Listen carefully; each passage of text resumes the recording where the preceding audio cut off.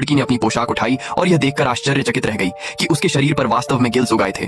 उसने ध्यान से उसे अपने हाथ से छुआ और उसकी सांस के साथ गल फड़े वास्तव में उठ और गिर रहे थे। ऐना भयभीत थी।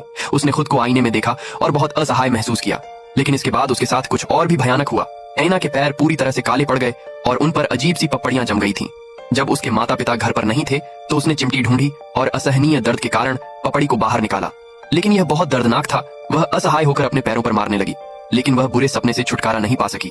जल्द ही ऐना पूरी तरह से टूट गई। वह रसोई में गई, रसोई का चाकू उठाया और बिना किसी हिचकिचाहट के अपनी कलाई काट ली। जैसे ही खून बाहर निकला, ऐना धीरे धीरे बेहोश हो गई। जब वह दोबारा उठी तो उसने पाया कि उसके घाव ठीक हो गए थे। उसके पैर पूरी तरह से एक साथ जुड़ गए थे और हरी काली मछली की पूंछ में बदल गए थे। ऐना ने बहुत संघर्ष किया, लेकिन अब वह खड़ी नहीं हो सकती थी। हताशा में उसने बाथटब में चढ़ने के लिए अपनी पूरी ताकत लगा दी। जब उसका शरीर पानी से भीग गया तो उसे एक ऐसा आनंद महसूस हुआ जो उसने पहले कभी महसूस नहीं किया था। धीरे धीरे ऐना पूरी तरह शांत हो गई। उसने अपने दोस्त का नंबर डायल किया